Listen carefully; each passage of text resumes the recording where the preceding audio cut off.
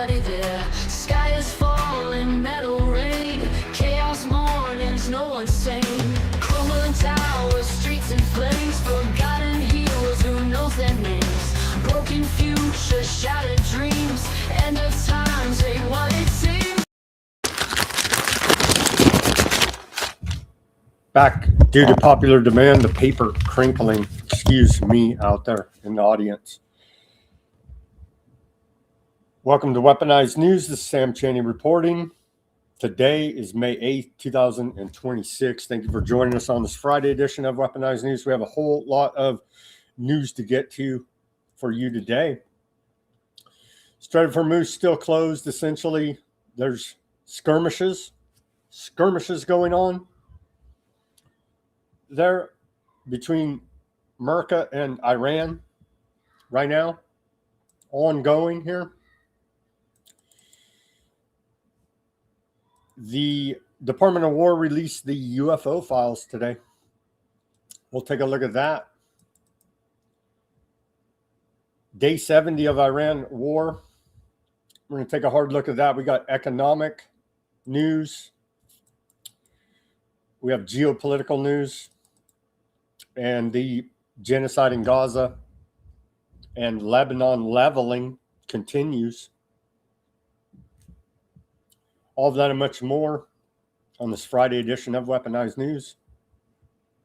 Programming note, on Monday, everybody should tune in on Monday. Be sure to tune in on Monday. You're going to have a double dose of Chaney. We're having the Chaney Project on Monday. And so that'll be a good one. We'll take a hard look at this UFO stuff, a bunch of occult stuff, and a whole lot more with the Chaney Project on Monday.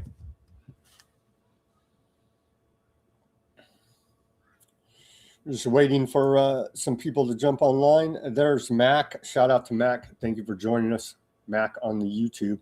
All right, let's get to on this day in history. We have a lot of news to get to. On this day of May 8th, we go back to the year 1348. The plague arrives in England. And so allegedly, this is when the beginning of the terrible pestilence, Black Death in England started.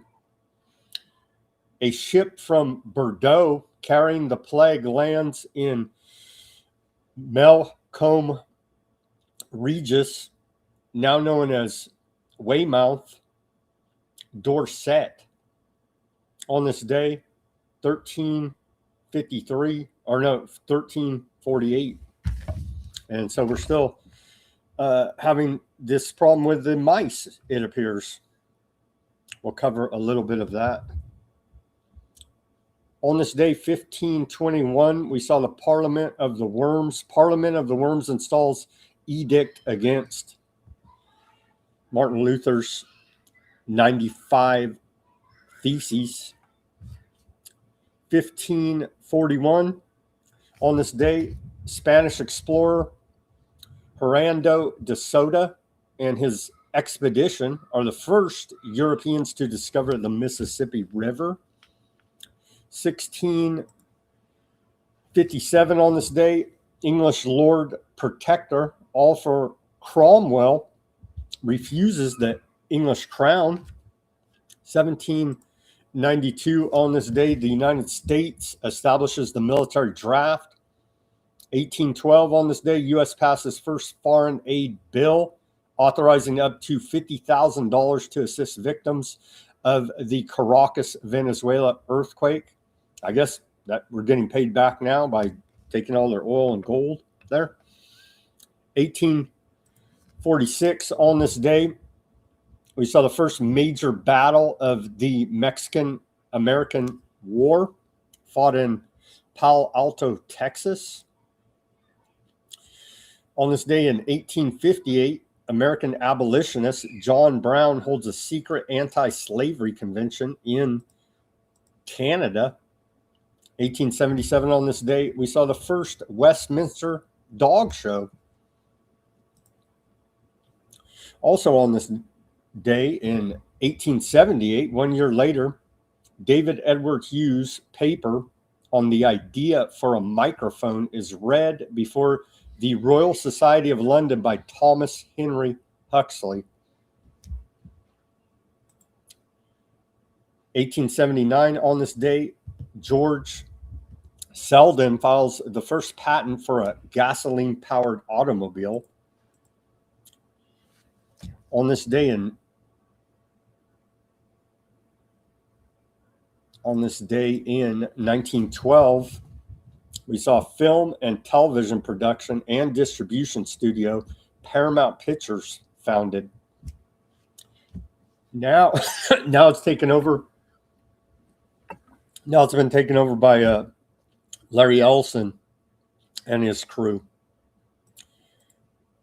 1942, on this day, aircraft carrier USS Lexington is sunk by the Japanese after an air attack in the Coral Sea.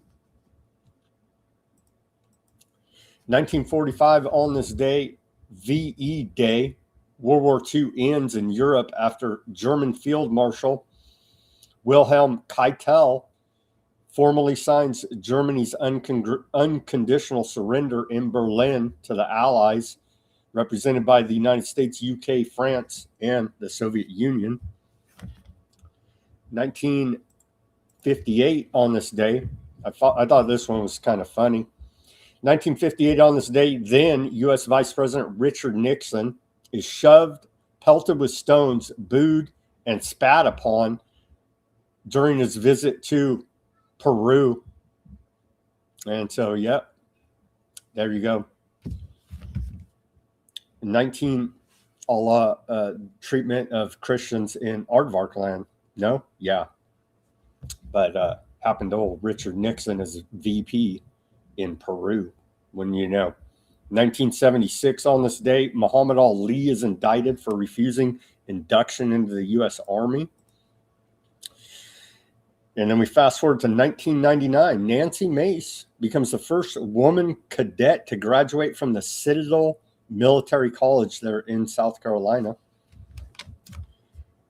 2018, on this day, U.S. exits the Iran nuclear deal.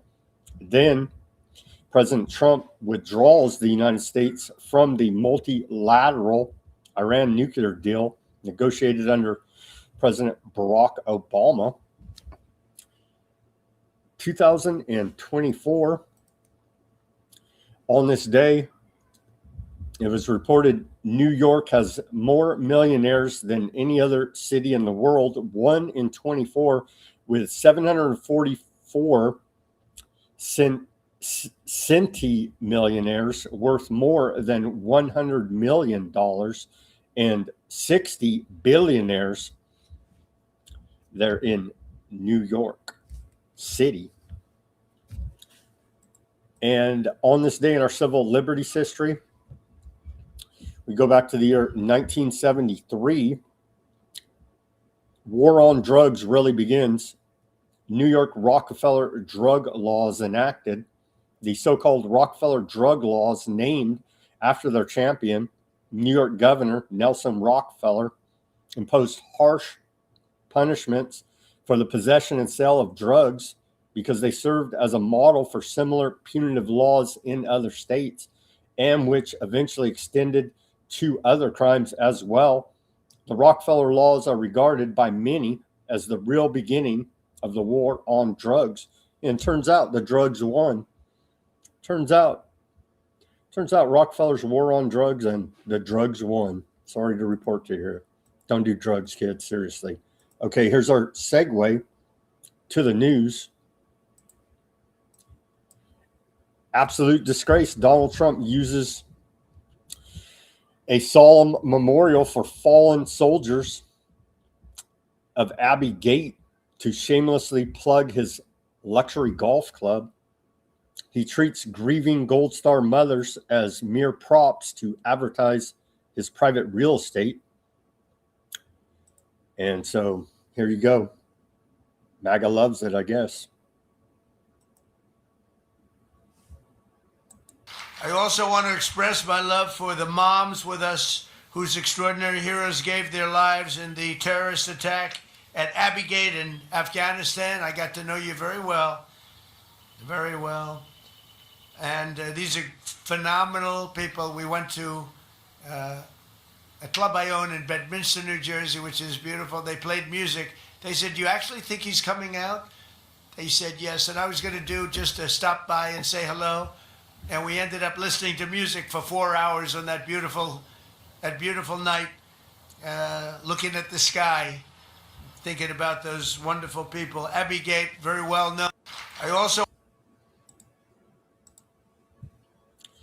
Trump certainly doesn't miss a trick on his sales routine, that's for sure. A little bit more from Trump admitting the corruption.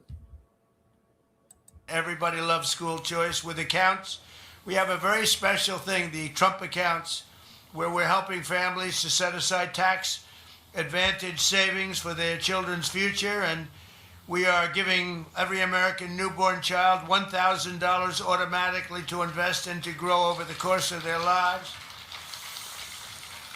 And I want to thank the Dell family. It's a great family. He is amazing. She is amazing.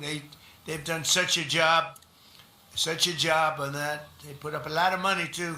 Put up $6,250,000,000. That's somebody. And he started making computers on his bed in college and selling them because they were better than other computers. And I said, "How did you do that?" He said, "Well, I did it and I just never stopped. It just kept going." Sure. He ended that with a go out and buy a Dell.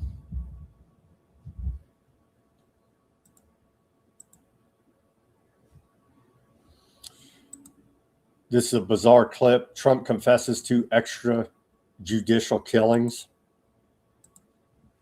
which we've been calling out as straight up murder. These fishermen. The flood of deadly fentanyl across our border is down by 59%, and the drugs coming in by sea are down by 97%. 97%. And we're trying to figure out who the 3% are, because they are the bravest people on earth. You see how we stop them by sea. You know, for years they'd go and catch the boat, bring them to court, they'd go in, they'd go out. By the time of the evening, they'd be back on another boat, bringing...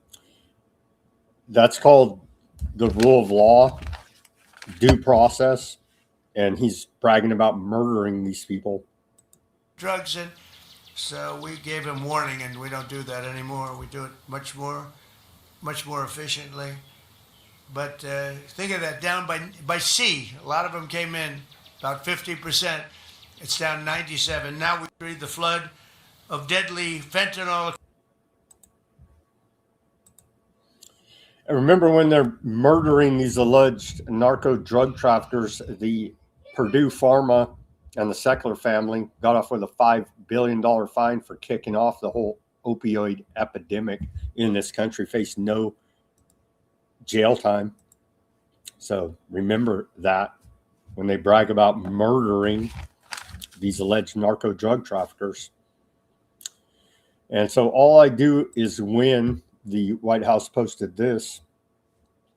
All I do is win DJ Khalid, really? What we're listening to Friday? Really? What we're losing here? Weekly wins at the White House. The White House tells us. Let's take a look at that. Weekly wins at the White House. The economy, the U.S. economy added, I can't even read that because they always adjust it down. Private sector, weekly earnings up. Yeah, all rigged economic data there. They always tend to, they put out the big number, everything's wonderful, and then they revise the jobs number down later. Winning with drug maker Eli Lilly announced it will invest $4.5 billion into Indiana manufacturing facilities. That's a big win, right? President Trump announces plans to increase tariffs on European cars and trucks to 25%. This one is a win, I guess, but it's government backed, so There's your free market. Intel stock is up 350% since the Trump administration invested in the company. Well, yeah, it's your corporate fascist government right there. It's backed up by the U.S. government. So, yeah. Executive actions. I don't know how you classify this as winning, because the next president just comes and strikes all of this. But okay. Yeah. And then more wins. The Trump administration began unsealing UFO. U.S. crude oil exports reach record highs. I just, yeah, we're not winning. Sorry to report to you here now. The real winning is this, actually, and everybody should praise this. And if you don't, then we got real problems. President Trump makes history. First U.S. president to call for nation to Shabbat. That's right. For the first time in American history, a sitting president has called on the entire nation to observe Shabbat in a White House proclamation signed May 4th, 2026, as part of Aardvark Land American Heritage Month. President Trump designated the period from sundown Friday, May 15th, through nightfall Saturday, May 16th, as a national Shabbat in honor of the 250th anniversary of American independence. So literally mockery in your face, because Aardvarks founded America, if you didn't know. There you go. And so that's what we call winning. What's going on in the Iran war? Well, U.S. Central Command reports. Let's put this up there. We're in a stalemate now. We're losing, actually, as America. U.S. blockade of Iranian ports. Looking pretty good there. Looking pretty good. We have a whole lot of military assets deployed. As you can see right over here, overview, blockade remains in full effect. No ships allowed in or out of Iranian ports. Enforcement across the Middle East and beyond. A lot of executing the mission. A whole lot of military assets right here. 15,000 plus troops, 200 plus aircraft, and 200 plus warships tied up right there, policing traffic going through the Strait of Hormuz. Currently, 50 plus vessels redirected to ensure compliance, 73 tankers unable to transport 166 million barrels of Iranian oil, 13 plus billion not benefiting Iran's leadership.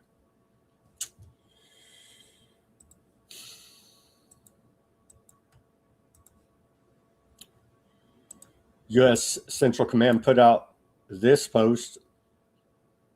They say photos of USS Truxtun, USS Raphael, and USS Mason operating in the Middle East. The 3 destroyers are currently sailing in the Arabian Sea, supporting the blockade against Iran. As of today, CENTCOM forces have redirected, and they go through their policing there of the Strait of Hormuz. Here's a clip of those battleships.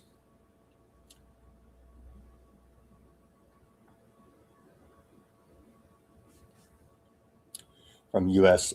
Central Command there. Isn't it also wonderful? In a statement issued by Tehran today, Iranian Foreign Minister WAR.GOV condemned the United States for pursuing, quote, reckless military adventures over diplomatic solutions, specifically challenging recent U.S. intelligence assessments regarding Iran's military strength. WAR.GOV directly disputed CIA claims that Iran's missile and launcher inventories have been depleted to 75% of pre-war levels, asserting Instead, that the correct figure is 120%, and declaring the nation's defensive readiness to be at 1,000%. So we're in this Persian standoff now.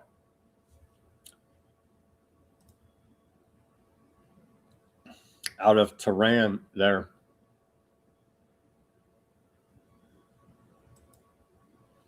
We're in a Persian standoff, you see. That's a report out of the Cradle. Is there any more about it? About the same, yeah.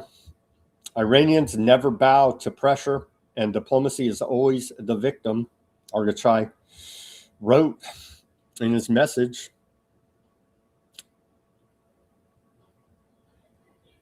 So, old Bakwai, the spokesman for the foreign minister's office out of Iran, said vermin like non-Turkul scheming and native euphemisms such as a light slap can do nothing to erase the profound disgrace born of narcissism, greed, reckless miscalculation, and lawless irresponsibility. The consequences of this whimsical adventurism and roguish behavior have now become clear to the entire world. Disjointed, disillusioned tweets no longer hold any sway over reality. Though, as ever, the deeper they sink into folly, the more inventive they become in justifying it. Pretty profound words there out of the foreign minister's spokesman, I would say. U.S. intelligence says Iran can outlast Trump's Hormuz blockade for months. Report out of the DNYUZ there, spinoff, I believe, of the failing New York Times. A confidential CIA analysis delivered to the administration policymakers this week concluded that Iran can survive a U.S. naval blockade for at least 3 months to 4 months before facing more severe economic hardship. For people familiar with the document said. So, yeah. Failing at the Strait of Hormuz blockade. Strait of Hormuz shipping traffic remains paralyzed for 48 hours. And they're calling them, quote, skirmishes. They're shooting at each other there in the Strait of Hormuz. That is Iran and America. And this thing could kick off hot, heavy, like real heavy anytime. Anytime. Commercial traffic through the Strait of Hormuz has completely ceased for 48 consecutive hours as of Monday morning, this morning, marking the total paralysis of the world's most vital energy corridor. Ship tracking data compiled by Anadolu agency confirms that no major commercial traffic passed through the waterway in the past 24 hours, a result of catastrophic security risks following direct naval clashes between America and Iran. The shutdown was triggered by a series of high-intensity engagements, including an Iranian attack on 3 U.S. warships and subsequent U.S. airstrikes targeting strategic Iranian ports of Qasim and Bandar Abbas. Despite the U.S. naval blockade, maritime intelligence firm Tanker Trackers reported that 3 empty tankers belonging to the National Iranian Tanker Company successfully breached the U.S. line by navigating through Pakistan's exclusive economic zone. These vessels, capable of carrying 5 million barrels of crude, reappeared on satellite imagery near the Omani coast, signaling Tehran's intent to bypass the, quote, Freedom Project escort initiative, which President Trump recently suspended. As the IRGC Navy enforces new stringent transit regulations, the global energy market remains on edge, with the world's primary oil artery effectively severed by the ongoing aggression against Iran by America. That's a report out of the Cradle. Iranian Navy commandos seize tanker during special operation in Arabian Sea. Iranian state media reported that the Iranian Navy, which they don't have, but they're still seizing vessels, the Iranian Navy carried out a special operation in the Arabian Sea and seized a tanker accused of criminal activity. According to reports, Iranian naval commandos captured the oil tanker Ocean Koi, saying the vessel had been attempting to disrupt Iran's oil exports and national interests. Footage was released by Iranian media on state television, showing commandos approaching the tanker by boat and climbing aboard using ladders and raising the Iranian flag. And again, let's remind everybody, I know Iran can never have nukes, but the reason why we're there, according to the State Department, to kill all of the propaganda, disinformation, and debunk the lies about the nuke program of Iran. It says right here in this State Department issued press release that Epic Fury is only the latest round of ongoing international armed conflict with Iran, as the United States has explained in multiple letters to the UN Security Council, including most recently on March 10th. The United States is engaged in this conflict at the request and in the collective self-defense of its aardvark land ally, as well as in the exercise of the United States' own inherent right to self-defense. And so it's right there for everybody to see as we're continually debunking the propaganda and lies coming out of the Trump administration.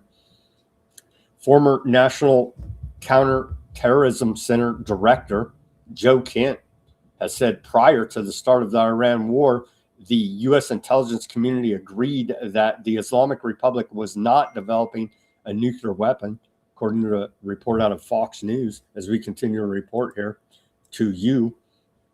Here's little Marco Rubio talking about these skirmishes and shooting back when you're shot at. Well, I guess, but the point is, if there's not much seizing in the firing, because we well, you should ask that of the Iranians. Don't ask me. We didn't fire. They fired on us. My point is, if you fire at a U.S. Navy ship, what are we supposed to do? Say, oh, there's a ceasefire. We're not going to shoot down your drone. That's a stupid question. That's a stupid position to take. Of course we fired back at them. They were shooting at us. That's what I would expect to do. Only stupid countries don't shoot back when you're shot at. And we're not a stupid country. Do you expect that there... Only stupid countries don't shoot back when they're shot at. UK Telegraph report on this whole situation. They say Trump now has 3 paths forward, all of which are bad. Option 1, conceding to Iran.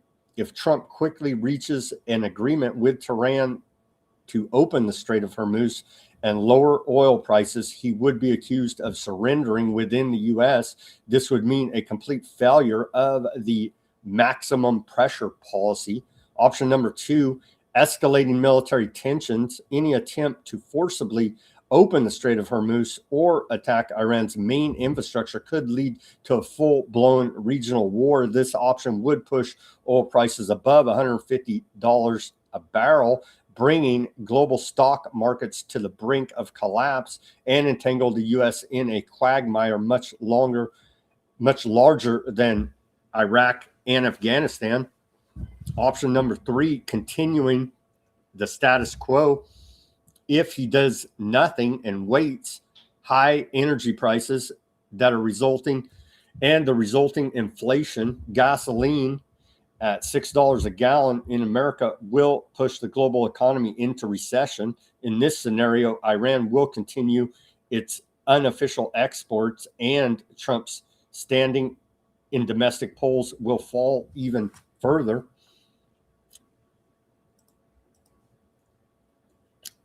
Here's a report out of Al Jazeera on the massive contradictions coming out of Washington.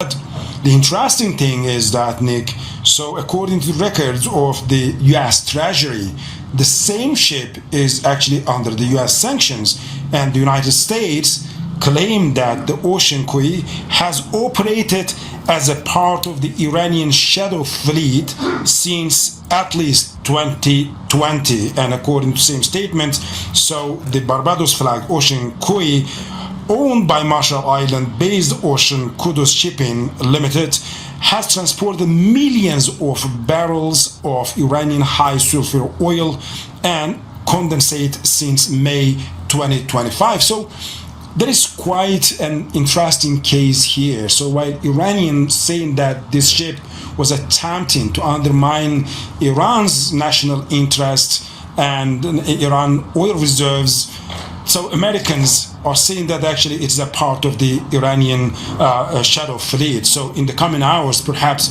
we are going to have a better and clearer picture about exactly what. Iran faked the whole thing, and it's they jacked their own shadow fleet. Maybe. Two countries. So Iranians are saying that we have a three-phase approach. In the first phase, the war must end, and there must be guarantees that it's not going to be renewed, and the guarantees must come from the United Nations Security Councils, then lifting the blockade, then reopening the Strait of Hormuz.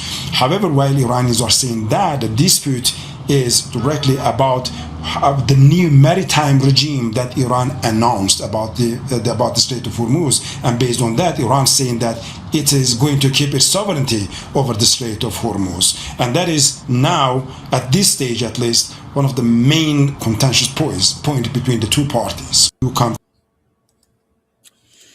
Reports out of Al Jazeera. But hey, it's all fun and games. It's all fun and games to Trump. Posted this earlier today. Lasers, bing, gone.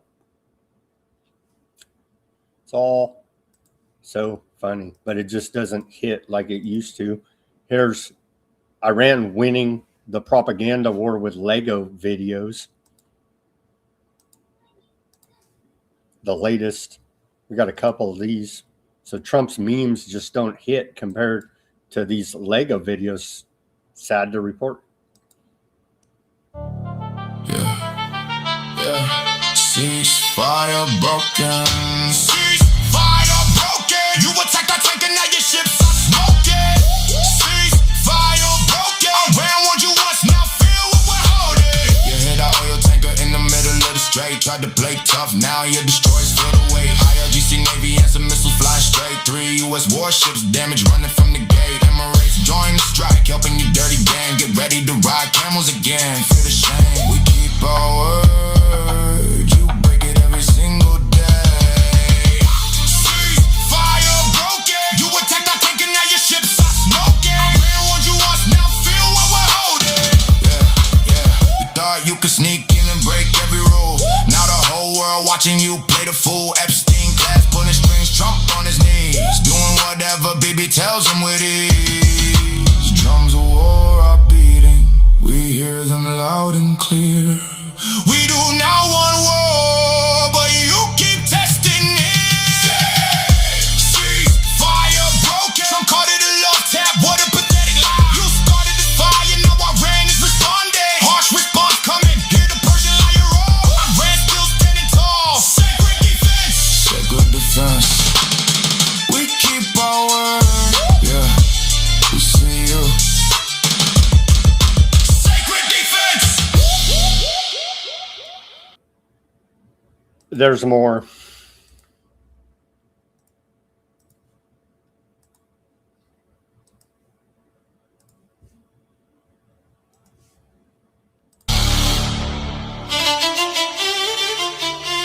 Sanctions on the east, inflation in the west. Tell me who is winning in this power test. Drop the heavy threats, let the vessels through. Peace is what we need.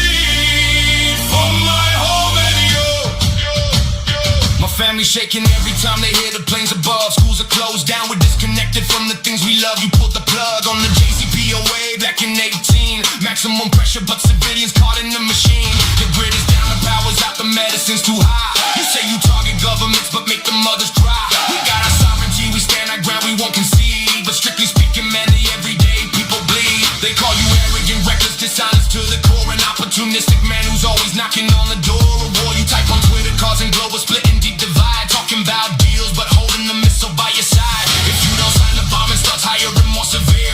That is a statecraft Donald that is ruling through the fear. A global bully with a megaphone, acting so extreme. You start the fire, then you wonder why the whole world screams. Let the straight up armors open wide again. Stop the maximum pressure, stop the bitter pain. Both of our economies are sinking in the dark while you sit safely in the oval. Playing with the spark, the innocent are struggling while you play your game. We just want a future, man. We're tired of the flame. You need a boogeyman to blame, so you point across the map. You use my country as a target in your political trap. Whenever things go wrong at home, you start another fight to keep the cameras distracted, keep the focus out of sight. You feed the media the anger, feed the public all the lies to cover up the failure that is right before their eyes. You beat the drums of battle so the crowd will look away from all the broken promises you're making every day. And what about your people, millions struggling in the States? Inflation soaring, gas prices breaking through the gates. You play with oil, mess with hormones, the global market dips, while working class Americans are sinking with the ships. You cut the Medicare, threaten the social security, harsh on the immigrants with absolute brutality. Your base is disappointed, utility bills are through the roof. You spent the money on a war and poverty's the proof. Sanctions on the east, inflation in the west. Tell me who is winning in this power test. Drop the heavy threats, let the vessels through. Peace is what we need for my home and you. I've seen enough of rubble, I have seen enough of grief. It's time to turn the page, it's time to find a new relief. We cannot be the youth with the ashes of the past. We need an economic engine that is built to last. So lift the heavy blockades, let the ocean freely flow, and watch the seeds of progress in the desert start to grow. We're standing at the crossroads of destruction or of grace. Choose peace and put a smile on a tired human's face. Let the straight up. Choose peace. I think that's a good message. Let's choose peace. Here's from the release of the UFO files. There you go. There you go. There's a whole lot of mockery out there about it. Department of War releases unidentified anomalous phenomenon files in historic transparency effort. Here's the meme from the White House. WAR.GOV/UFO files are now available.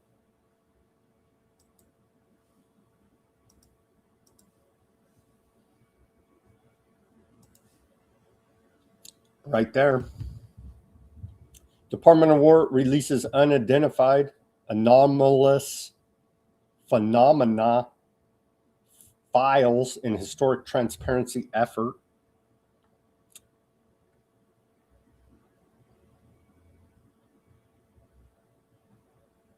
And they just go through the cabinet here talking about it. Yeah, we want to be transparent, they tell us. Call me cynical and skeptical. I don't trust this government. Here it is from the Department of War website. And they have a whole bunch of these files here. I'll link to it. You can go to war.gov/UFO. And they're kind of telling us in the name, war.gov, UFO. It's a psychological warfare operation going on against the public. Here's some of the images. We'll scroll through these quickly. Oh, yeah. See that UFO? There's like, oh, yeah, I could totally make it out. This is the one caught a lot of people's attention. This they're saying this is Nazi technology. This big cigar-shaped style craft, and supposedly we saw lights in the sky. And this is what they've given us.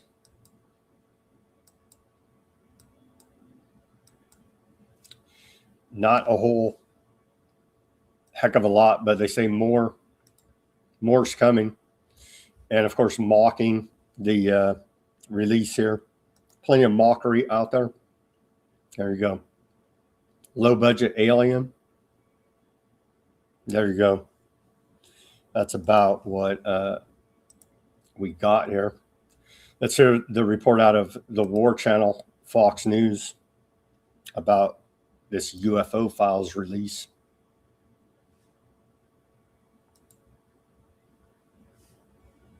The Trump administration releasing the first batch of files related to UFOs and alien life. So is the truth really out there? Senior White House correspondent Peter Odysee joins us live with the details. What have you learned, Peter? Good morning. So, a White House official left this hard drive on my desk overnight. You can see on it, it says AARO files copy 203. That is the all domain resolution office copy 203.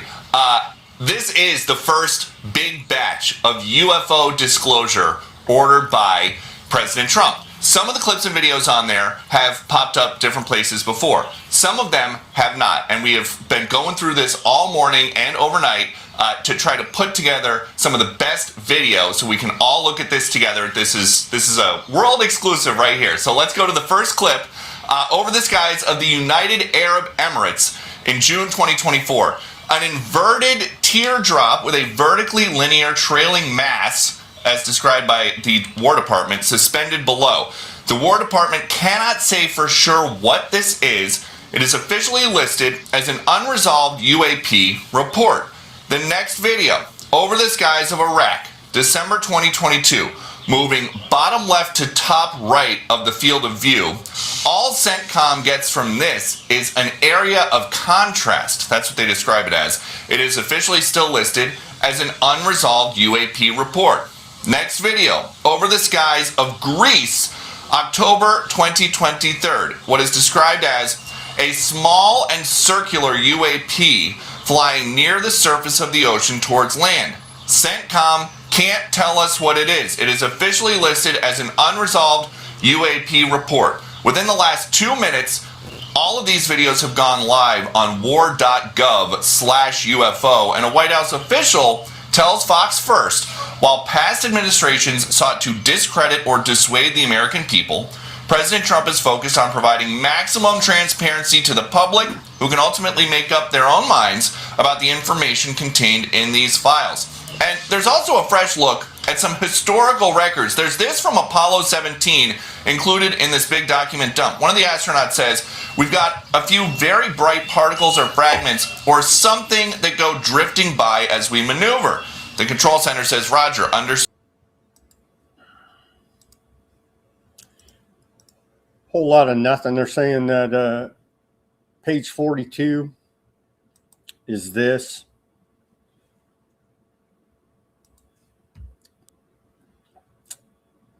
And I'm trying to say this is a depiction of an high order angel, similar to this.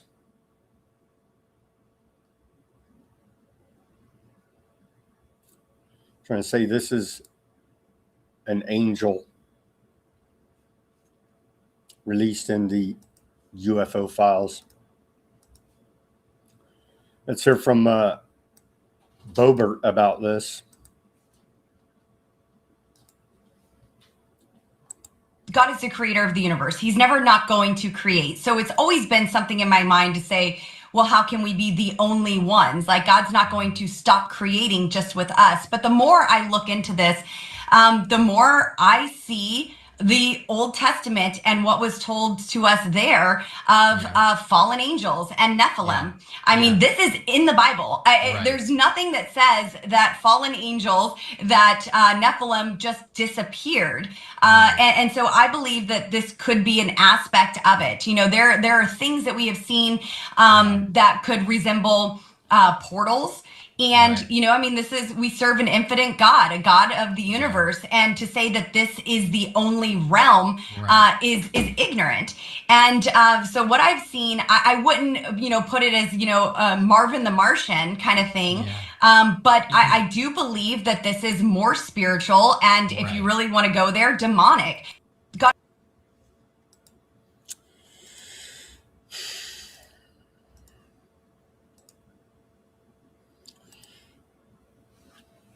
Here's the bizarre 8-pointed star.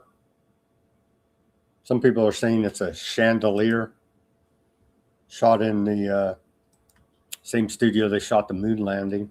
Take a look. I don't know.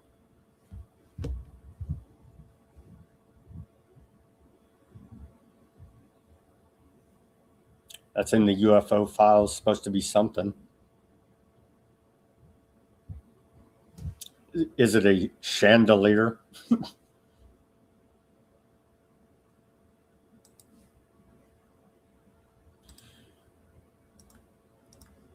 they say, make of it what you will. An FBI 302 interview. Now they care about them. Any Epstein 302 interviews, they just, it's a Democrat hoax. Don't you understand? An FBI 302 interview conducted with a senior U.S. intelligence official regarding his firsthand account of a UAP encounter at a U.S. military facility. The White House published this. And they do love their redactions, don't they? Very transparent there. We do appreciate the redactions there. Firsthand testimony. Who knows what kind of psyops they did on these military men? Keep that in the back of your mind as well, going through firsthand testimonies. UFO files revealed jaw-dropping claim of a secret flying saucer capable of reaching 1,500 miles per hour, built by the Nazis. So that's that. This right here, the cigar. That's a report out of Daily Mail, but this image is in the UFO files. This cigar-shaped style spacecraft.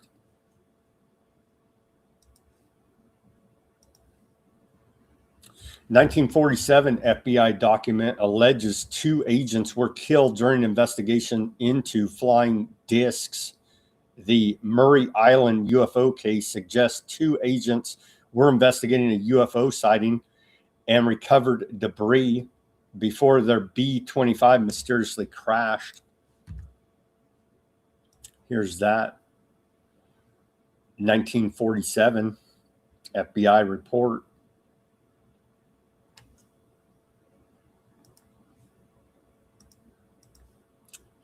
And then take a look at this mission to Psyche, NASA's mission to Psyche. They're literally telling us NASA's mission to Psyche. This is from NASA JPL. They're extremely dark occultish. On its way to explore a rare metal-rich asteroid, is about to get a speed boost. On May 15th, spacecraft will harness the red planet's gravitational pull as a slingshot to increase its speed and adjust its trajectory. Take a look at this cartoon from NASA JPL. 15th, 2026. NASA's Psyche spacecraft will have a close encounter with Mars, coming within 3,000 miles of the red planet's surface. Like a slingshot, it will use Martian gravity to send it on its way to Psyche, a mysterious metal-rich asteroid that orbits the sun between Mars and Jupiter. Does that look like the mouse? Is this the new mouse problem, or no, sorry, asteroid Psyche. They're literally telling you, right? And the Department of War releases the UFO files. It's a war on your psyche. Mars and Jupiter. The Psyche mission launched from NASA's Kennedy Space Center on October 13th, 2023. After a flawless launch and deployment, Psyche has been cruising through deep space on its way to study the asteroid Psyche, the largest metal-rich asteroid in our solar system. Scientists think the Psyche asteroid could be an exposed core of a planetary building block, which may unlock secrets to the origin of planets like Earth and our solar system. Equipped with instruments to image, detect, measure, and map Psyche's geology, composition, topography, as well as its gravitational and magnetic fields, Psyche now approaches Mars for a mission-critical gravity assist flyby. We'll get a gravity assist from Mars, and that will slingshot us, increasing our speed, but more... Imagine wearing this shirt, Psyche. It's just like, come on, man, really? Yeah, really. importantly, changing the plane of our orbit. The Earth plane around the Sun and then Psyche asteroid plane is about 3 degrees different. So to get to the Psyche asteroid, we have to actually in line with that plane. We can't do it without the gravity assist. During the flyby, all of Psyche's instruments will be fully operational, but its imagers will be particularly active. Mars is a beautiful... I particularly like the square here. Ode to Saturn. Mars is a beautiful planet. We will be approaching with high phase, which means that Mars will be a crescent as we approach. We'll be taking time-lapse images to create a short video of the planet as we arrive and depart. I think like everyone else, I'm very excited for the pictures that will come out of this flyby. Stay tuned for images and post-flyby analysis. Go Psyche. Go Psyche. Meanwhile, back here on Earth, Free Thought Project Jason Bassler posted 30 years ago today, Officer Terrence Yakey was found dead just days before he was set to receive a Medal of Valor for saving lives after the Oklahoma City bombing. The case was ruled a suicide. The details say otherwise. People haven't forgotten justice for Terrence Yakey. Indeed, the feds did blow up Oklahoma City. If you have something to hide, you have everything to fear.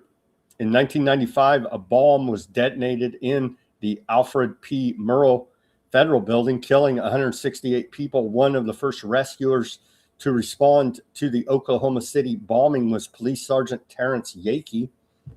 What he witnessed contradicted the FBI story. Sergeant Yakey desperately tried to expose what he found at the scene to his department and gathered his own evidence as well as survivor testimonies.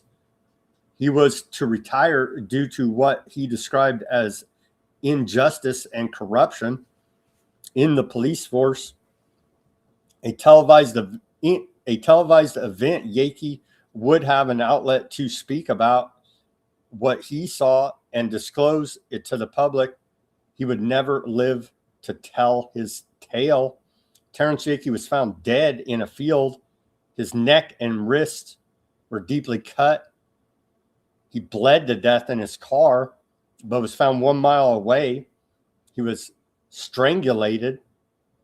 His wrist showed handcuff scars. A bullet wound entered from a 45-degree angle through the top of his temple. He was shot with a suppressed pistol. No gun was found at the scene. The official cause of death ruled suicide.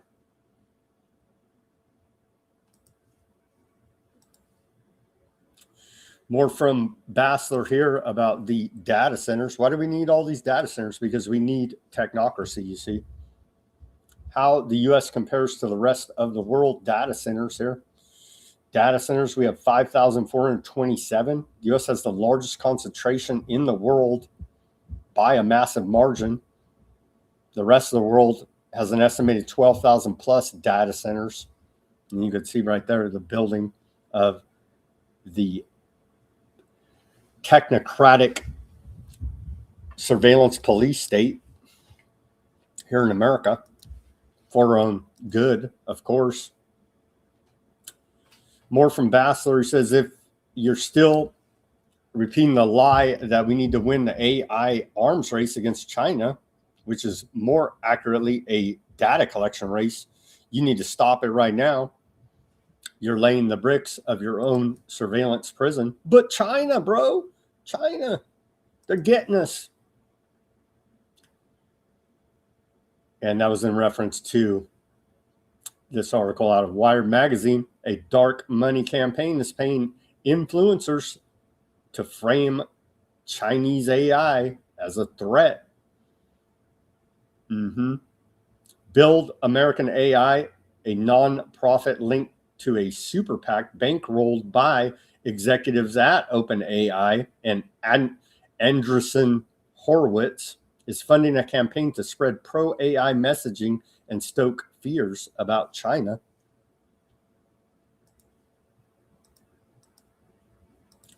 Some domestic politics here now, back in America.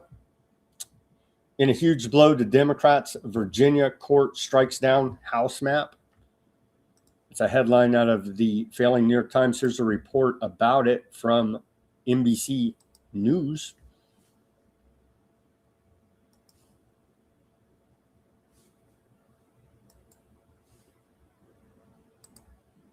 Virginia.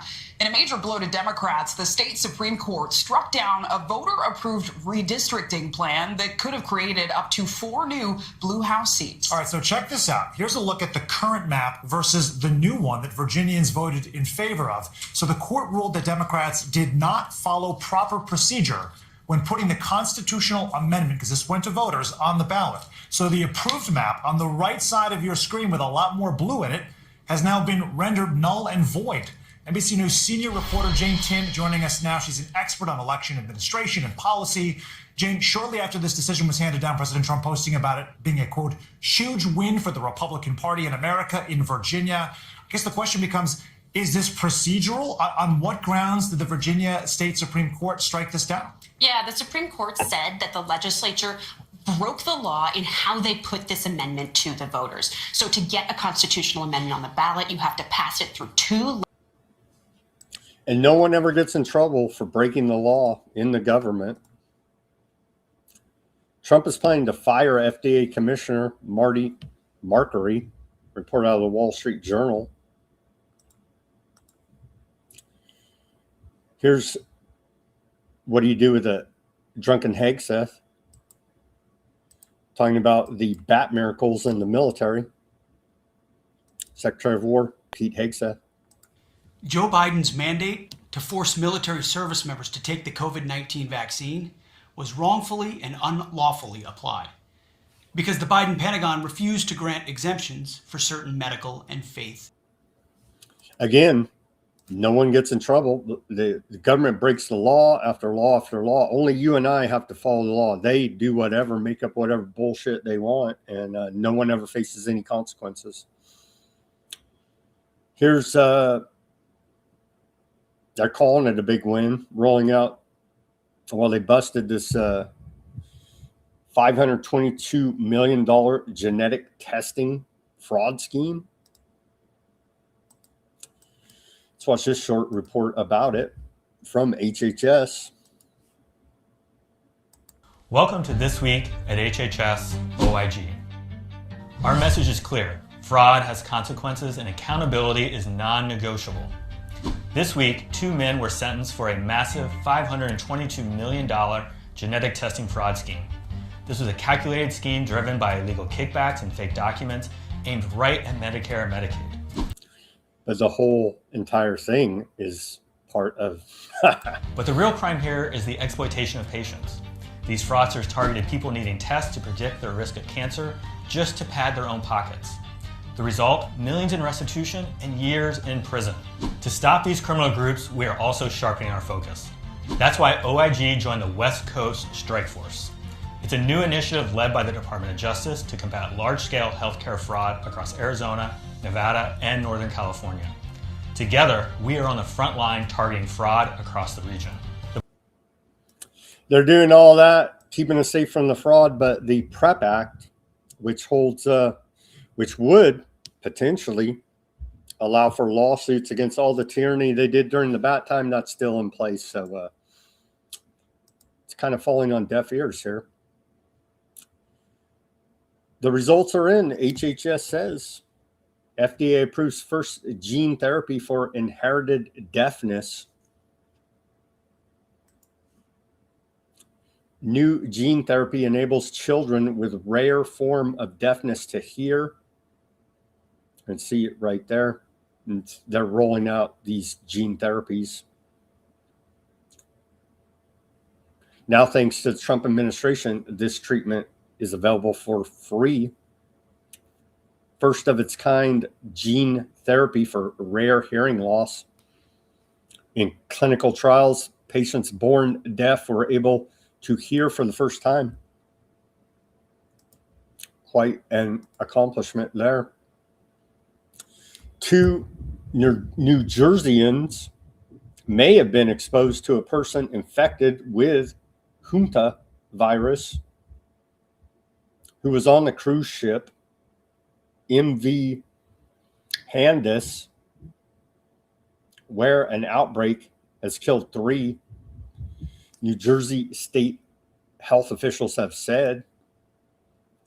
Don't you worry about the bat problem or the mouse problem. I get confused now. Bats, rats. Don't worry about the rat problem because U.S. military, Moderna, China, Canada, UK, and Korea are all working together to develop 13 different rat miracles. So you have nothing to worry about there.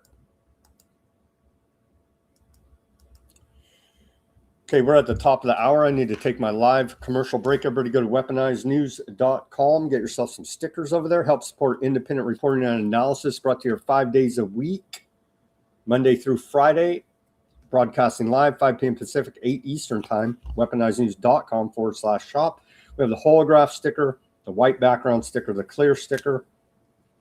Put it on your laptop, your bumper, your guitar, your work locker, your hard hat, as listeners have out there in the past. Any which way you choose to support us is truly appreciated. Donation links are in the description below this video. Buy me a coffee, Bitcoin wallet address, Cash App on the front page of weaponizednews.com, a secure PayPal link. Become a paid subscriber at Weaponized News Substack.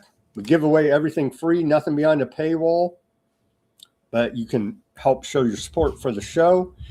The value added there on our Substack, I upload a summary of the transcript of the show, of course, the full show, links to almost everything we talk about for documentation and your further research purposes there at Weaponized News Substack.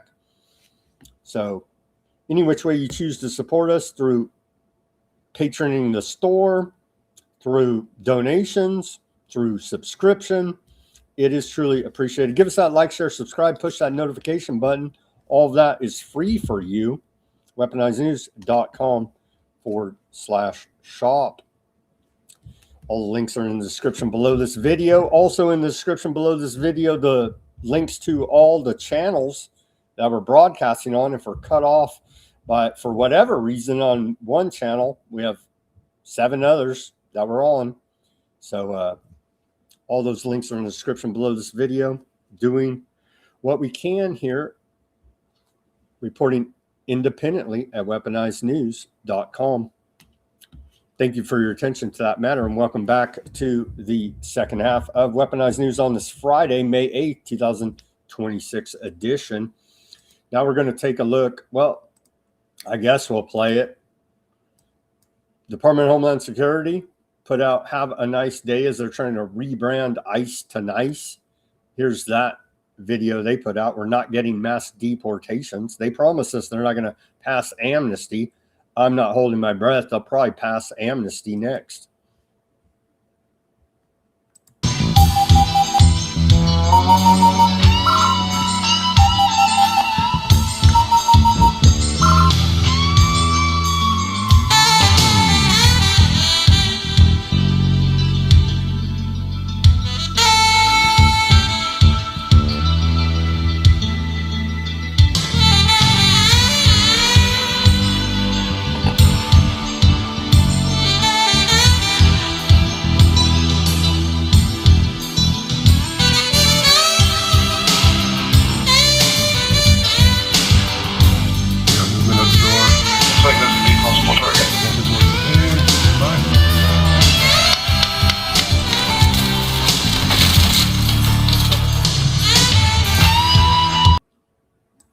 So is the rebranding effort of Ice to Nice going to work?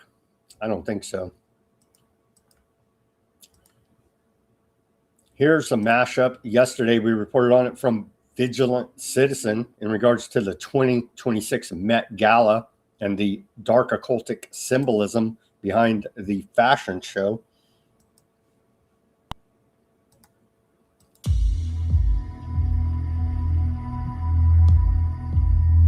Several outfits worn at the 2026 Met Gala were directly inspired by works of art of the past, and a closer look at their symbolism reveals some rather dark references. For instance, Madonna's outfit was inspired by the painting The Temptation of St. Anthony, in which Madonna embodies the temptress who attempts to lead St. Anthony away from God. Cardi B's outfit was inspired by The Doll, a collection of creepy sculptures made by an artist who was accused of sexualizing children in all kinds of disturbing ways. Why would they celebrate such creations? In other words, the Met Gala is pure occult elite madness. Read the full analysis of this highly symbolic event on Vigilant Citizen. That's who they are. Here's a little bit more from the clip. If I can get to the point here where we're at, about the adrenochrome documentary from Paranoid American. We'll jump in right here and play a couple minutes of it as it all ties together to trauma-based, fear-based, MK Ultra style mind control. Known psychedelic in the West was derived from plants.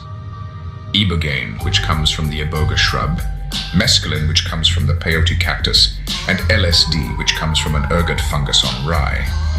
Adrenaline marked an incredible milestone of a drug that could be extracted from and given to any other animal with adrenal glands. It was the same universal drug with similar effects across man and animal. So what exactly is adrenochrome? When adrenaline naturally decomposes in the body, it breaks down and produces adrenochrome. When adrenochrome decomposes further, it converts into androlytin and the pigment melanin. In simple terms, the controversial nature of adrenochrome is because of the fact it comes from blood, and therefore serves as a connection between blood magic of the old world and the scientific and secular modern world.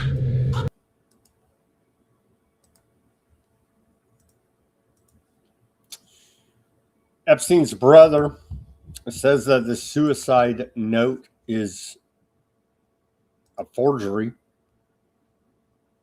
It's alleged second suicide note released by a judge. Reported on that yesterday. Today, Mark Epstein, Jeffrey Epstein's brother, disputes the authenticity of the unsealed suicide note. Mark Epstein says the newly unsealed note is nonsense and a forgery, arguing his brother would have addressed it to someone personally. Unsealed after years, Judge Kenneth Karras released the unsigned note tied to former cellmate of Epstein's nearly 7 years after his death. Experts note linguistic similarities to Epstein's past writings, but the Department of Justice says it is not authenticated, the note, as the Department of Justice continues the Epstein files cover-up.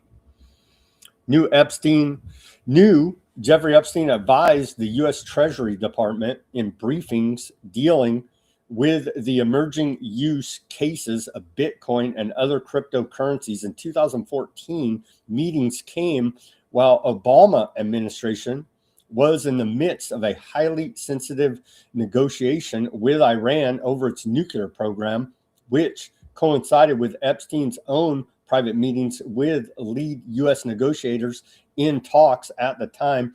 Epstein was very involved in the early development of Bitcoin, as well as investing in cryptocurrency infrastructure and working with top developers in its infancy. His role with Treasury discussing the implications of cryptocurrency during the Iran talks has years later come to introspect with Iran's own growing reliance on crypto to evade U.S. sanctions and operate its new toll regime on the Strait of Hormuz. And that's this report, and we'll link to it so you can go read the full report there by Mark Hassan and Ryan Grimm there, working with DropSite News.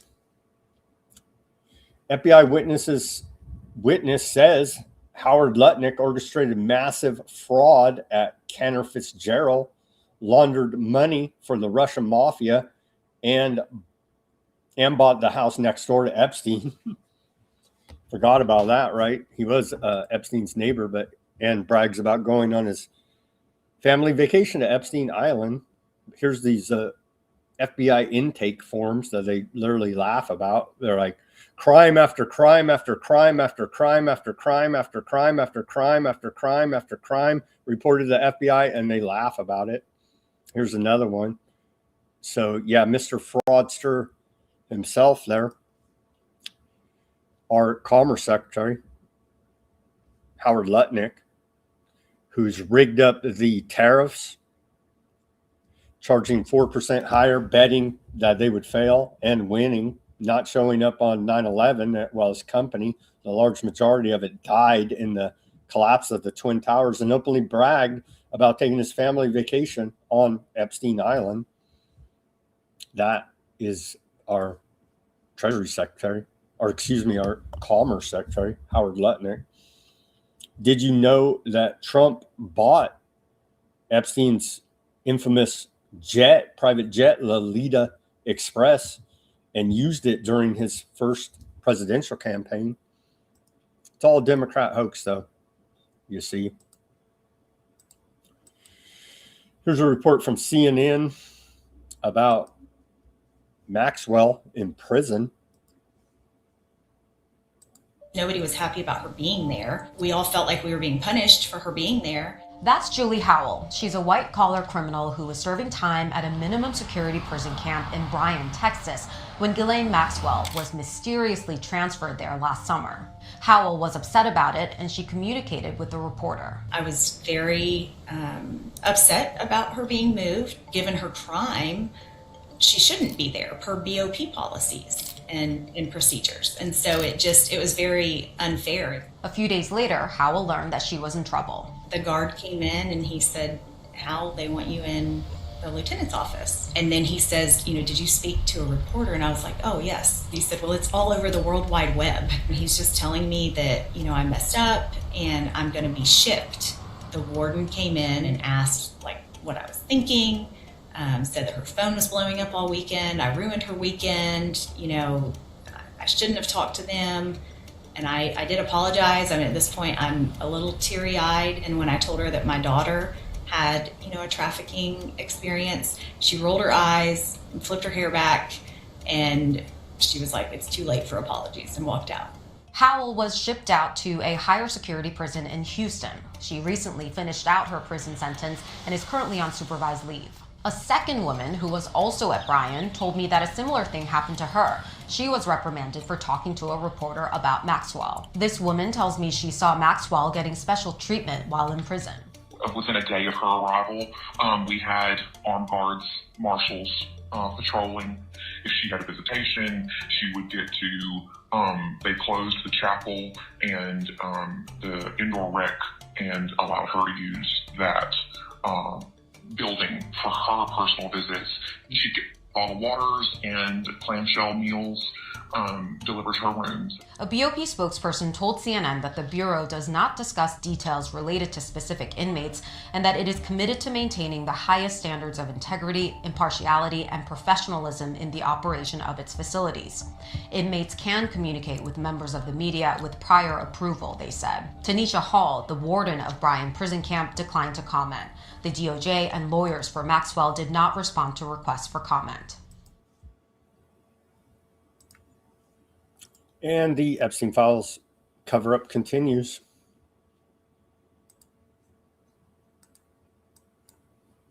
Here's a Tara Palmieri report here, connecting some dots.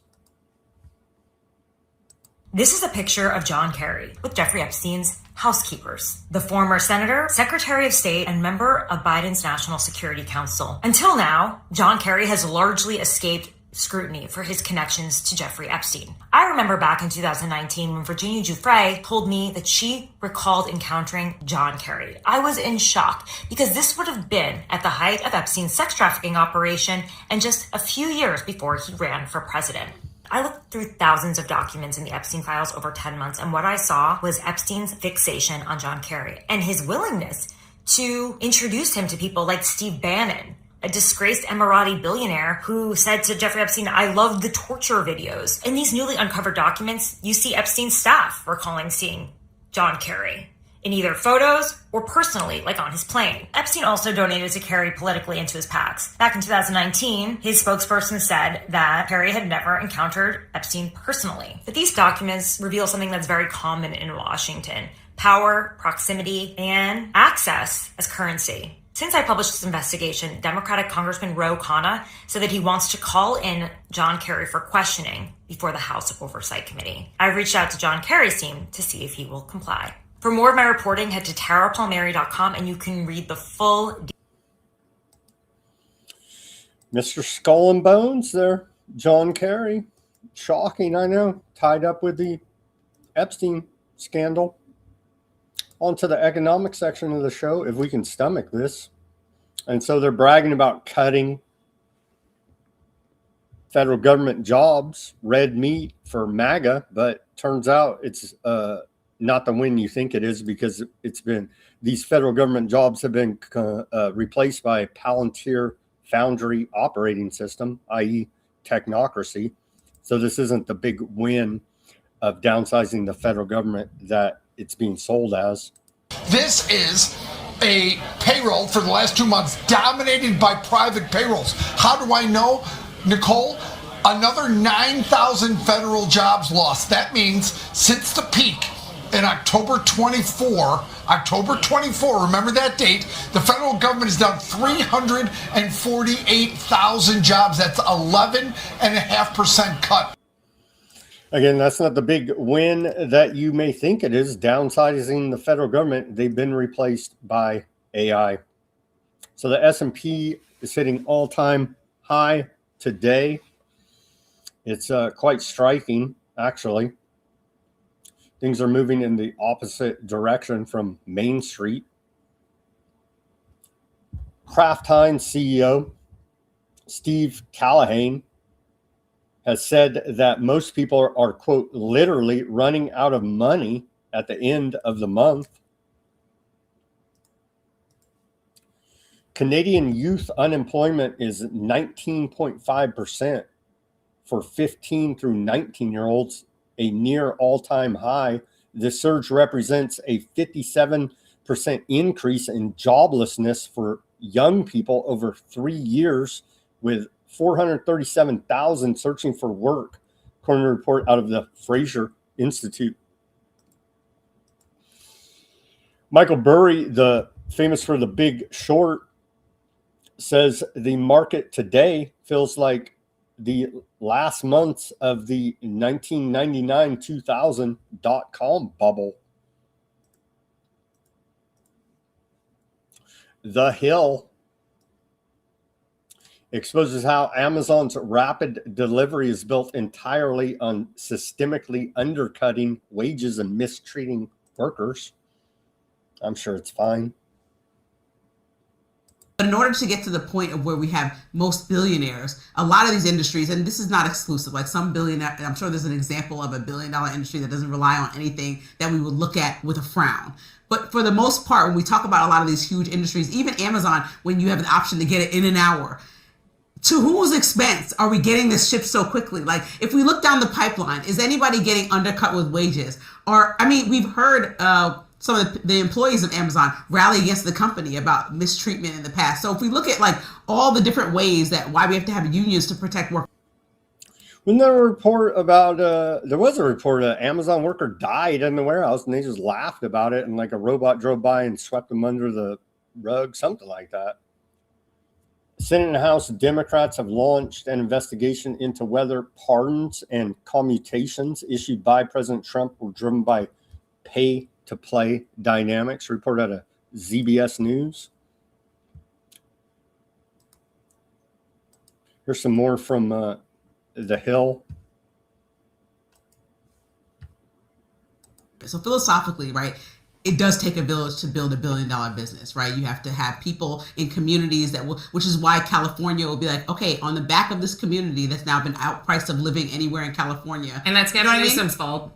Okay, the businesses, the people, a garbage man can't afford the rent when it skyrockets because Google's there and the entry-level employee gets 90 grand. Happy for them to make 90 grand, but the garbage man still makes what, 25? And so now how can Actually, you live garbage in the workers vicinity? are some of the highest paid in the But I'm okay, fine. Anybody, let's say the street sweeper. I'm using any example. Like there's people who drive trains, anything like even a regular salary is not regular anymore because Google has such high salaries. So if you lived in that vicinity, you can't afford to live. So on the back of the people that do what you quote unquote normal jobs there, you know, they've been priced out by a lot of these companies. So that's why they ask these companies to pay their fair share. These companies then go and lobby the government to not have to pay their fair share and to get around certain laws. It's what they're doing right now. Why a lot of them moved to Washington, D.C. to lobby President Trump to get more lenient laws. Lobbyists. I'm sure it's fine.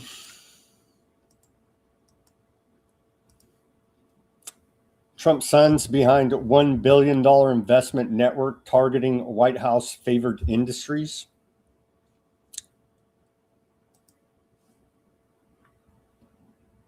Report out of the Cradle. U.S. drone company backed by Trump's son seeks to profit off of Iran war. U.S. drone company backed by Eric Trump and Donald Trump Jr.'s marketing equipment to Gulf countries reliant on U.S. military support amid the Iran war. It's fine.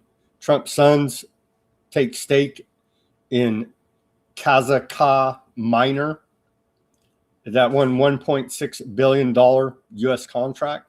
It's all just a coincidence, you see. Trump's sons back $1 billion investment push. Eric Trump, Donald Trump Jr. have invested in vehicles tied to $1 billion war chest assembled by Dimitriari Holdings. The capital is targeting AI, drone, and other U.S. industries backed by the White House. American Ventures pivots.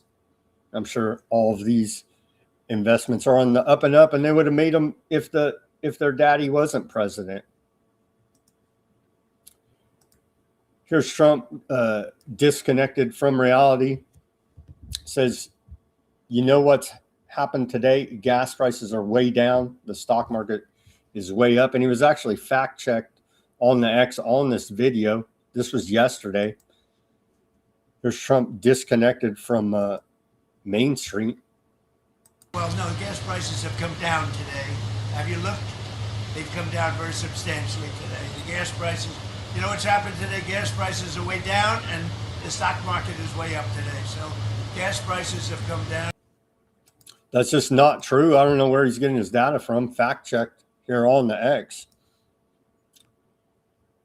On May 7th, yesterday, national average gas prices rose to $4.56 a gallon, up 3 cents from the prior day. $1.26 from a week earlier, while the S&P declined 0.4%. So at that time, this was incorrect. The S&P's back up, breaking records today, but so are the gas prices. So are the gas prices now. And remember this when you're paying exorbitant prices at the pump. And if you're still a voter, remember this in November as well. 20%, and we're up. The stock market's higher now than when we started this war. And I thought oil prices would go to $200, $250. It's at $100 now. And I think you're surprised, and I'm surprised. But even if it went to 200, it would have been worth it. I understand that. We had just said a 20. Even if it went to 200, it may still go to 200 here now. Flashback to Trump selling the correct rhetoric. Actually, gas prices are at crazy levels. Fire Obama. He posted this October 22nd, 2012. So selling you the rhetoric and red meat you want to hear, you see, because it's all Masonic stage play. That is your American politics, headed up now by WWE Hall of Famer Donald Trump. Here's a look at the AAA national average for the price of a gallon of gasoline. It's up to $4.55. You can just round it up there. Over here in California, we're getting beat over the head with these prices. I'm trying not to drive. $6.16 a gallon. Diesel in some places well above $8. And so this is clearly not sustainable. And you can see right there, national average rises 25 cents for second straight week. And so this is why the Republicans will lose the midterms. CENTCOM released this footage. U.S. forces disabled an Iranian-flagged tanker, Sea Star 3, and Saveda on earlier today, in the last 24 hours, as they attempted to enter an Iranian port in violation of the U.S. blockade. They put out this video of the incident. No audio here.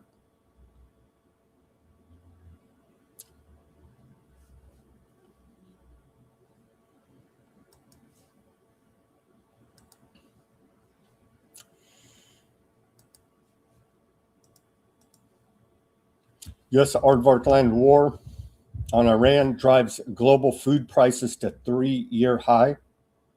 Millions in the third and fourth world will starve to death because of this.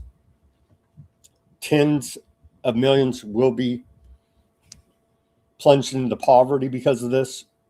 Global food prices rose to their highest level in more than 3 years in April as supply chain disruptions because of the Iran war drove up the cost of key commodities, according to a UN Food and Agriculture report cited by Bloomberg. The FAO Food Commodity Price Index rose 1.6% in April, standing 2.5% higher than a year earlier, led by increases in vegetable oil, meat, and cereal prices. Vegetable oil prices jumped 5.9% from March to their highest level since July 2022, while meat prices hit a record high and cereal prices rose 0.8%. The war has effectively shut the critical Strait of Hormuz, disrupting flows of diesel and fertilizer needed for global agriculture.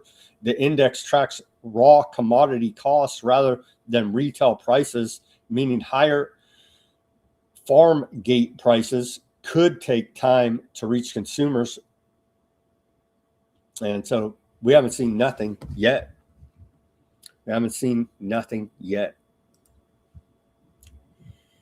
Here's an interview with Tucker and Tyler Olivier talking about how the Zionist lobby weaponizes fake accusations of bigotry. And so this trigger warning, this is hateful to even insinuate such a thing. And it's even funnier for me because for some of these groups, there is outward hostility, right? You take some of these, I would argue these Orthodox Jewish groups, there is in fact hostility when we were there asking people questions, asking them what they do for a living, how they get their money, how they afford their little society. There is hostility. So for me as a taxpayer, it's like, we're going to take your money. If you question it, you're anti-Semitic and we hate you. What was anti-Semitic about it? The ADL said it harkened back to anti-Semitic stereotypes of them being a drain on society or something like that, when it's all statistically corroborated. I'm not pulling these out of my ass. These are welfare stats I was quoting, and then I would go to the direct source asking these people, what do you do for a living? How many kids do you have? How do you afford your kids? Are you on welfare? How is that anti-Semitic? And why do they get their own brand of their own proper nounage of racism? That never made sense to me. I agree. It's odd, right? It is odd. It's weird, yeah. It is odd. I haven't thought too much about that, but I think you make a fair point. How is bigotry against one group different from bigotry against any group? And of course, if you believe in absolute standards, it's not. It's all the same. It's all variety is the same thing. But if you believe that only one group should be immune from criticism, then you're not against racism. Of course, you're an advocate of racism. Sure. Right? You're arguing a kind of supremacy. Yeah, Jewish supremacy. Yeah.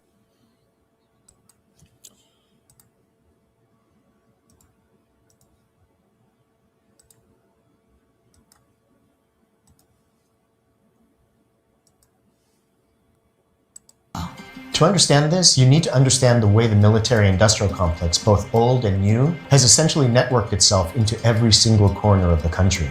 Roberto Gonzalez is a cultural anthropologist whose work explores the transforming political economy of war. They've done this over decades, from the post-World War II period to the present, by making sure that at least a few of the weapons components purchased every year are manufactured in every congressional district throughout the country. So whether a congressional person is a Republican or a Democrat, they tend to really favor the greater budget because it ensures that their constituents will continue to And that's why we have never-ending war right there, if you didn't catch it, because parts made for national defense are manufactured in every congressional district, and they're using that leverage to get votes to pass. What are we at? $1.5 trillion war budget now. So that's how they're rigging our democracy for never-ending war. Generation arms. There are two things driving this tech push. One is that some genuine believer will give the U.S. a decisive edge, even though that's been proven wrong time and again. The other is marketing, companies pitching their tech as the key to winning or deterring war with China. This ignores reality. China has a massive economy and serious technical expertise. They won't be intimidated. They'll just run their own arms race. I think we need to push back against those claiming the US is being overrun by China's AI advances. I'm not saying that China hasn't made major technological progress, including in AI. They have. But let's not forget some people are exaggerating these arguments for all kinds of reasons tied to vested interests in pushing the technology forward as quickly as possible. The fear is that we must get there before China does, and that we must prepare for an inevitable war. Growing tensions between the US and China, now extending to hundreds of miles above the Earth. I think at the moment China is winning. The greatest competitive threat to the dominance of US-led AI. I think what's happening right now with the escalating rhetoric and fears about an AI arms race between the US and China is fulfilling part of the ideological work as well. Just a different superpower now to focus on, not the Soviet Union or shadowy terrorists.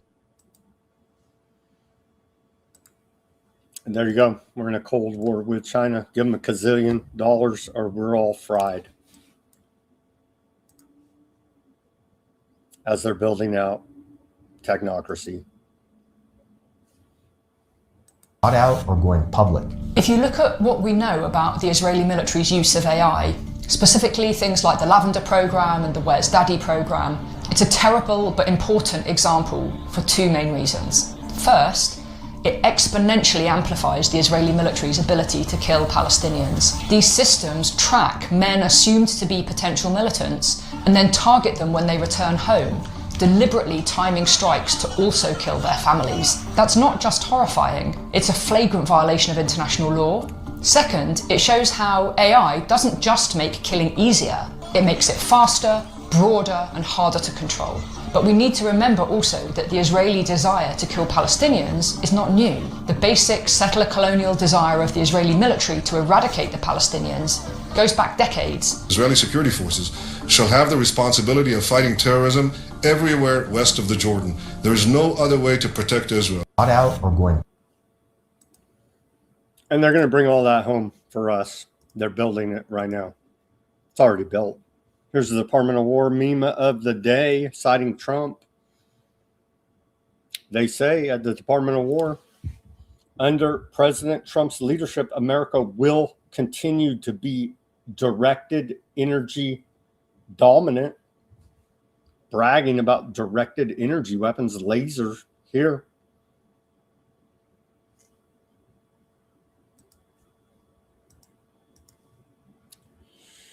And a follow-up on, they didn't put much out about it, the Department of War Lab Week, Undersecretary Michael says, I saw extraordinary display of American innovation alongside Assistant Secretary for Science and Technology, Joseph Jewell, at the Pentagon this week. And he names the Air Force, Army, Navy, seeing them labs all together demonstrate that our S&T enterprise is absolutely unmatched. Hypersonics, biotech, and counter UAS technologies were on display, showcasing the incredible advances made by our more than 60,000 elite scientists and engineers. Our lab workforce had delivered over 6,000 patents to the department's vast IP portfolio, turning bold ideas into tangible reality for our war fighters. We will continue to accelerate these ideas into the field to build a more lethal fighting force. So, sounds like a successful Department of War labs there. Here's a clip from Code Pink protesting. Ola Machado, the puppet woman that got the Nobel Peace Prize, they gave it to Trump at a conference sponsored by Palantir. And so they do all love this technocracy. Before you start, I want to give her an extra award. It's the Monroe Doctor's Award for dedication to U.S. intervention in Venezuela and for supporting the sanctions that have been starving the people of Venezuela. This is done. Thank you, Maria. Congratulations for supporting U.S. hegemony in Venezuela. I'm sorry, Maria. There you go. Congratulations for supporting U.S. hegemony. That's quite an accomplishment there.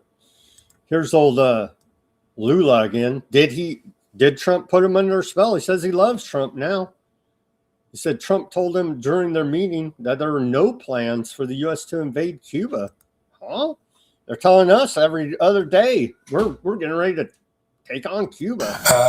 Eu disse para ele, sabe, que eu gostaria que se ele precisar de ajuda para discutir a situação de Cuba, eu estou inteiramente à disposição.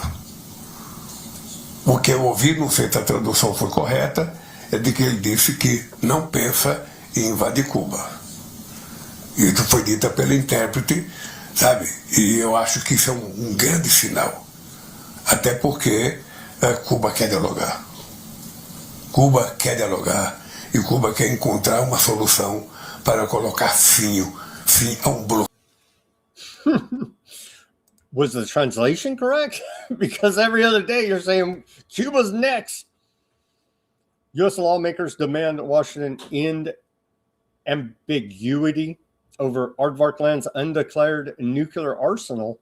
I know it's a damn hate crime, but Democrat Joaquin Castro says that nearly 6 decades the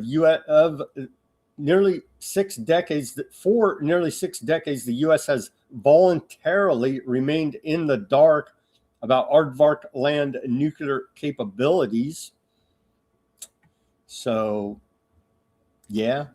And you had Scott Horton out there. I think he went on Piers Morgan show, and he was exposing a lot of this to a wider audience that, yes, indeed, Aardvark land does have that nuclear program and has made threats of using the Samson option when they feel like they're losing the war effort.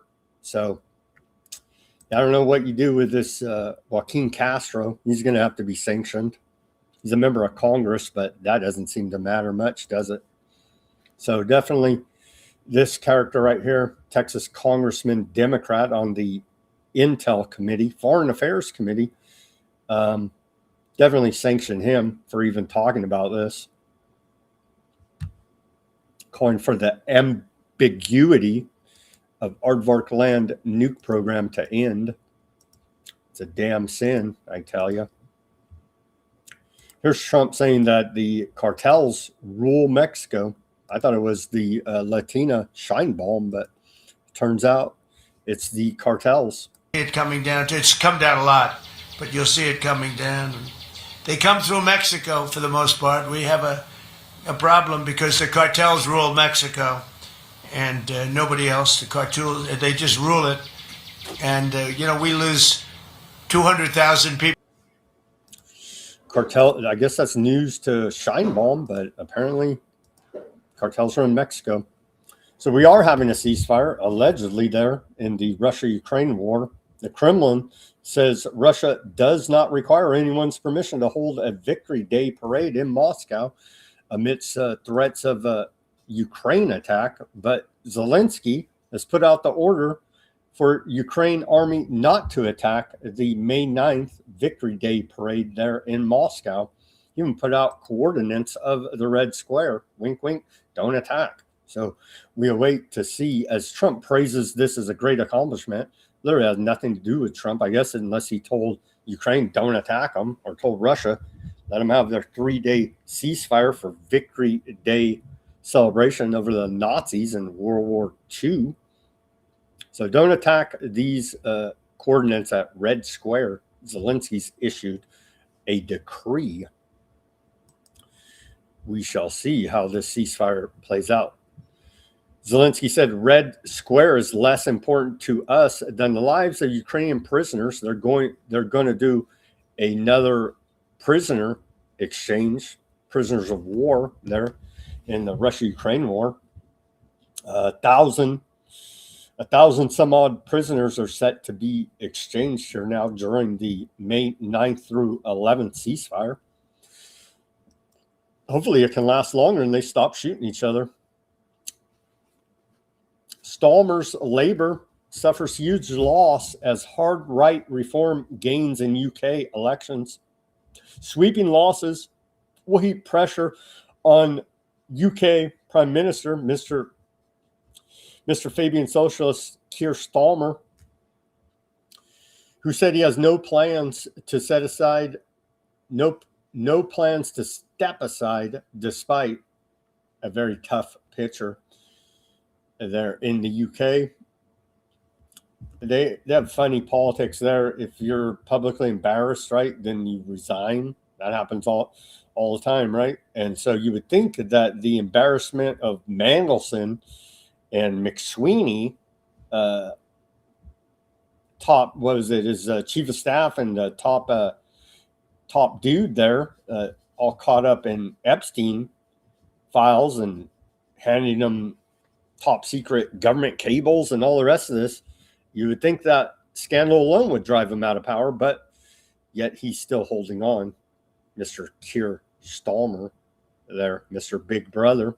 Labour shed hundreds of local councillors across England facing humiliation as it lost control of key authorities across its traditional heartlands, squeezed by all sides by Reform, the populist left-wing Green Party, and a loose coalition of anti-establishment independents angered over Gaza. So how long can Keir Starmer survive there?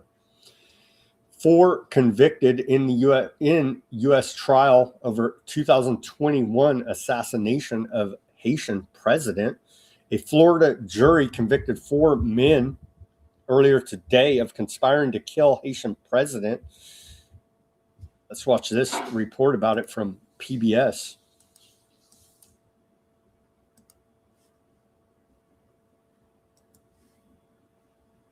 Haiti's president assassinated. The island nation in a state of shock.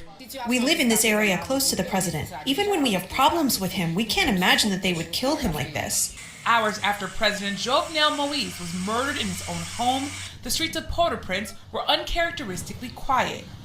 Outside the president's private residence and the scene of the crime lay bullet casings. Haiti's First Lady, Martine Moïse, was wounded in the attack and remains hospitalized. In a video reportedly shot at the scene, someone says the assassins are with the U.S. Drug Enforcement Administration. But Haitian ambassador to the U.S., Bitchute Edmond, said the DEA was not involved. Instead, he blamed mercenaries who spoke English and Spanish. It seems that this horrible act was carried out by well-trained professional killers, commandos. The Haitian government closed the airport in Port-au-Prince, so Edmond said the assassins likely escaped by land into the neighboring Dominican Republic or by sea. President Biden said the United States was ready to assist in the aftermath of the shooting. He responded to my question on the situation on the White House lawn. What's your reaction, Mr. President, to the Haitian president being assassinated? We need a lot more information, but it's very worrisome about the state of Haiti. Moïse was a polarizing president. In the last few months, his actions sparked massive protests around the country. During his term, gang violence and kidnappings skyrocketed. UNICEF.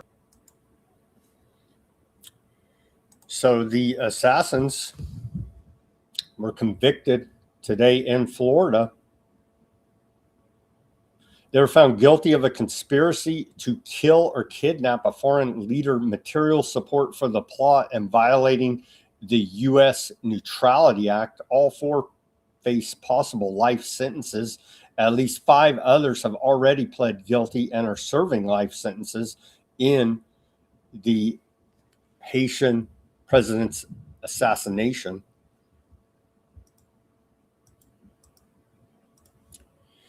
U.S. sanctions on ICC judges over Netanyahu and Gallant warrants trigger financial death for French jurist. And so that's their answer to their war crimes, is to sanction you to poverty. And so this guy is X'd out of the Western banking system, essentially, with U.S.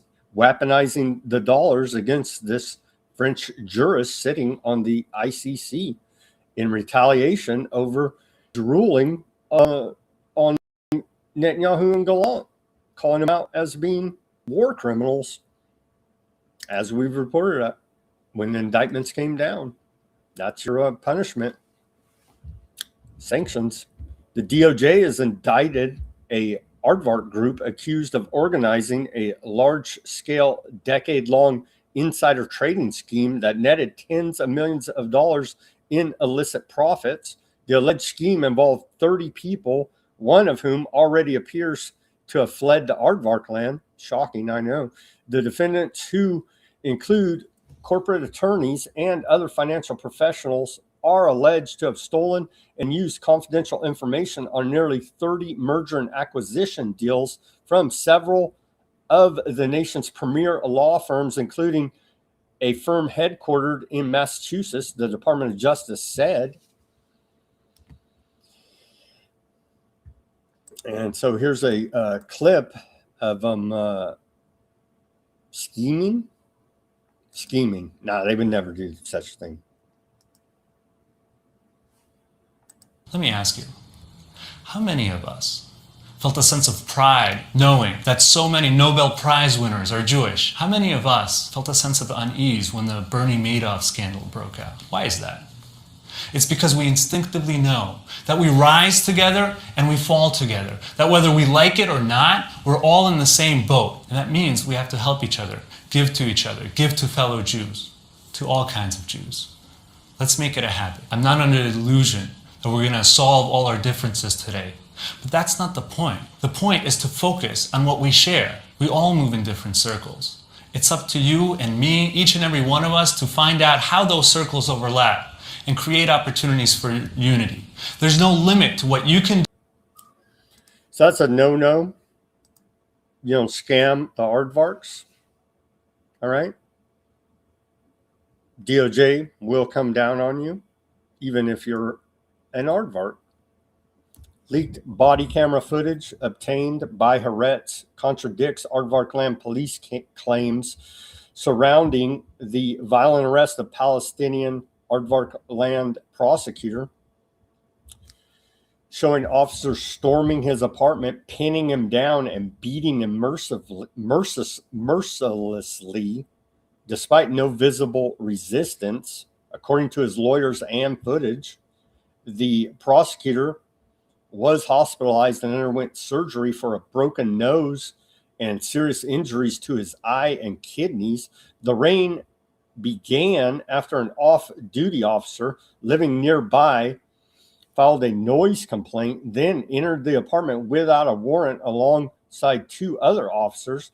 After the family demanded they leave, police later returned with reinforcements, forced their way inside, and arrested the prosecutor along with two relatives, a doctor and a nurse, who were also repeatedly beaten during the raid. All three were in prison for 3 days.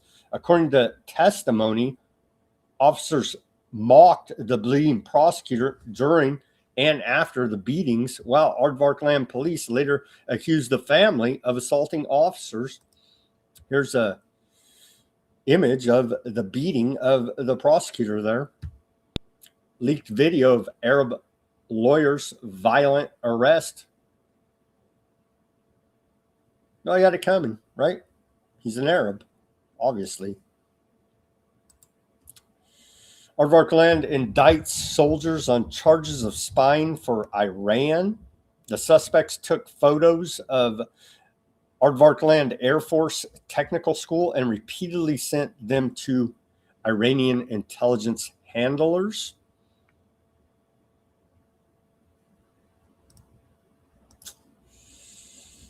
Iranian cyber unit Handala claims transfer of U.S. and Navy coordinates to regional missile forces. And so you got this Handala hacker group out there running around doing subversive cyber actions against U.S. military. They published a bunch of addresses of U.S. military.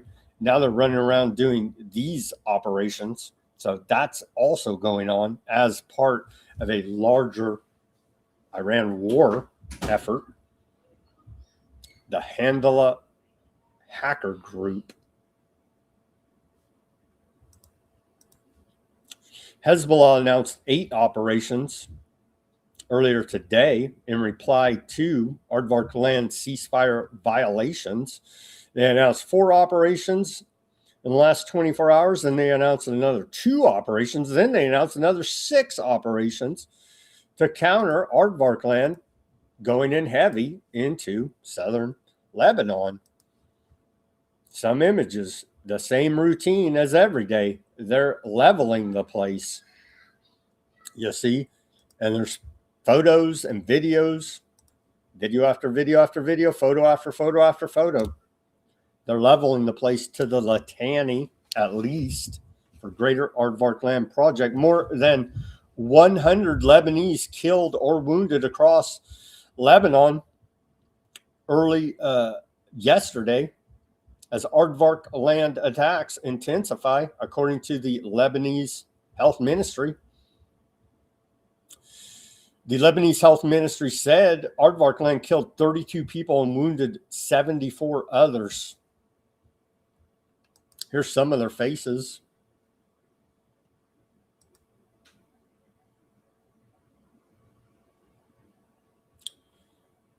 This reporter, I counted 18 killed today so far in aardvark land strikes.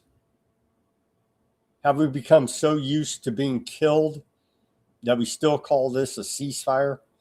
These are some of the faces behind the numbers, which includes 2 paramedics and a teenage scout. Yeah, they're real people getting whacked every single day. They're in Lebanon. That was reported out of Dropsite News. The Cradle reports here now 2,727 people, Lebanese, have been killed and 8,438 Lebanese injured since the beginning of U.S.-backed aardvark land attacks on Lebanon starting March 2nd, 2026. We're nearing the 3,000 dead Lebanese total. I believe we'll probably get there. Here's missile siren warnings there. After suspected rockets launched from Lebanon. Don't confuse this with your sex offender map. So it's ongoing. It's ongoing during the ceasefire there between aardvark land and Lebanon.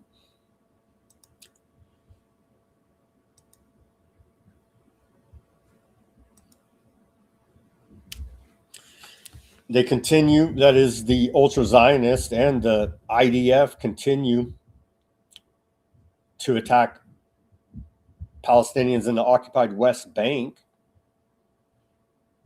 Aardvark land forces destroyed a greenhouse, filled in a water harvesting well, and bulldozed land on the outskirts of Bint Kurut, east of Nablus in the occupied West Bank. And so that campaign of terror continues. And then to wrap up today's show, people seem to get more outraged about the desecration of their religious statues than they do the actual genocide of living people. Whatever floats your boat and gets you to actually say this is wrong would be a good thing. Here they are once again, the IDF mocking a statue of the Virgin Mary there in Lebanon.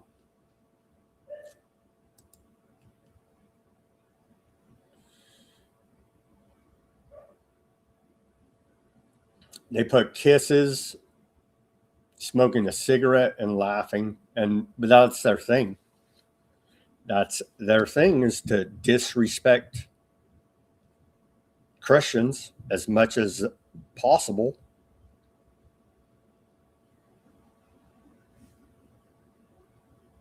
Maybe someday, some way, the Christian Zionists here in America could wake up to this fact that you're not saving these Talmudic Zionists. I'm sorry to report to you here now.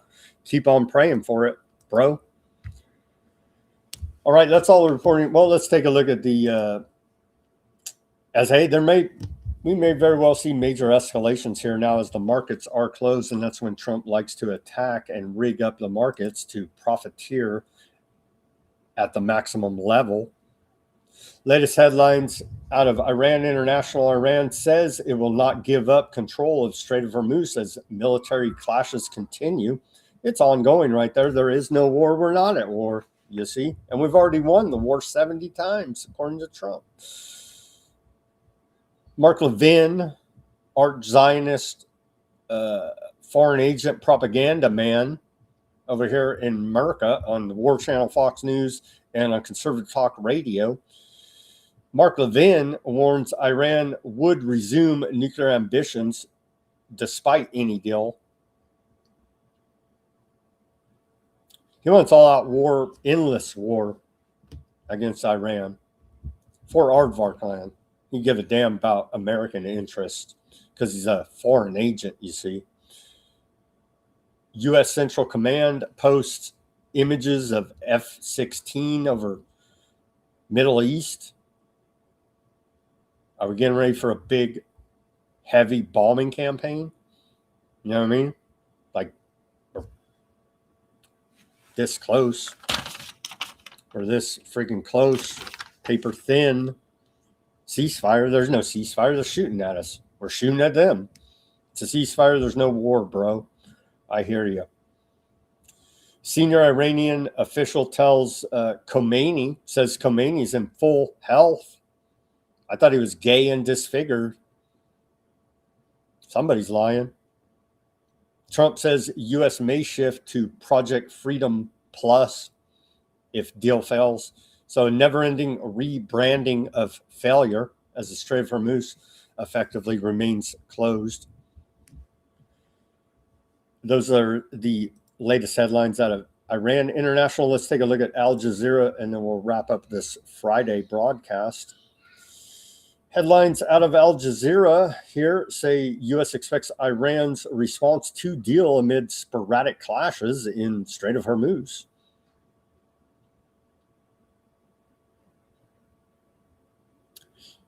Hezbollah claims more than 24 strikes on aardvark forces. Ongoing operations by Hezbollah in defense of the invading IDF.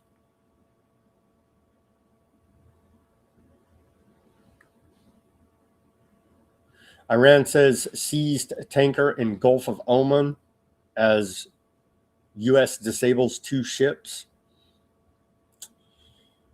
And that's about all we got for today on this Friday edition of Weaponized News. Programming note, tune in on Monday to see the Cheney Project with me, Sam Cheney. It shall be a very interesting and informative show. I can guarantee you that, with the vast wisdom of the Cheney Project joining us here now on Monday. So be sure to tune in 5 p.m. Pacific, 8 Eastern time, live on all the Weaponized News channels. Cheney Project joining us Monday. Okay, let's take a look at the Odysee, see how that chat is going. We have John, Fat Bob, Huffman, Danger. Shout out to you guys. Gurr, thank you guys for tuning in. Thank you guys for tuning in there. John says some have suggested that the deliberate murder of little girls was intended as a sacrifice by Satanists and Luciferians. It is not too hard to believe after some of the stories from the Epstein files.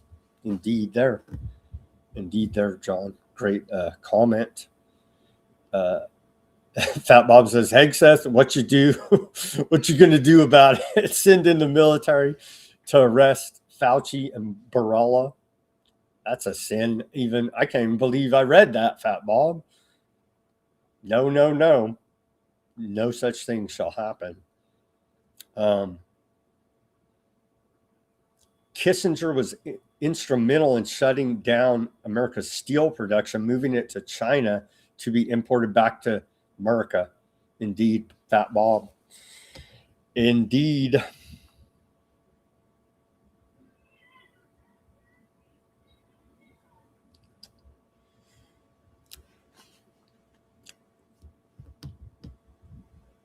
They're talking amongst themselves. Great chat over there. Echo, new in the scientific community. There have also always been parasites. Yeah, we don't talk about parasites though, you know. There's nothing but cartoons on your television. That's what we are told, and that's what we believe. Right? Right.